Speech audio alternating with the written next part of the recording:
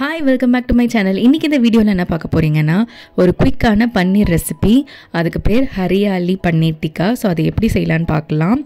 இதுக்கு ஒரு கைப்பிடி புதினா, ஒரு கைப்பிடி கொத்தமல்லி, இஞ்சி, 6 பல் பூண்டு, அதுக்கப்புறம் பச்சை மிளகா அண்டு கொஞ்சமாக தயிர் நம்ம யூஸ் பண்ணிக்கலாம். இதில் இருக்கிற அந்த தண்ணியே கிரைண்ட் பண்ணுறதுக்கு போதுமானது.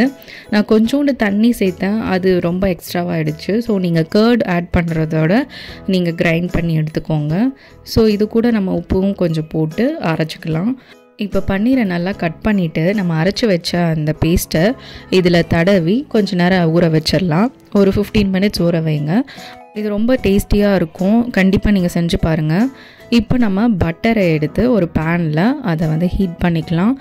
அதில் நம்ம இந்த ஊற வச்ச அந்த பன்னீரை எடுத்து ஒன்று ஒன்றா ஃப்ரை பண்ணி எடுக்கலாம். சப்போஸ் உங்கள்கிட்ட பட்டர் இல்லை அப்படின்னா நீங்கள் நார்மல் குக்கிங் ஆயிலை யூஸ் பண்ணி ஃப்ரை பண்ணிக்கலாம். ரொம்ப டெலிஷியஸாக இருக்கும். குயிக்கான ரெசிபி தான். ஸோ ஈஸியாக உங்களுக்கு செய்ய முடியும். உங்களுக்கு குழந்தைங்களுக்கும் செஞ்சு கொடுங்க, ரொம்ப விரும்பி சாப்பிடுவாங்க.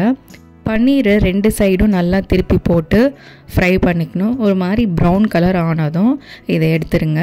ஸோ இது நீங்கள் கேப்சிகம், அதுக்கப்புறம் ஆனியன் இதோடு சேர்த்து சாப்பிடும்போது இன்னும் ரொம்ப நல்லாயிருக்கும்.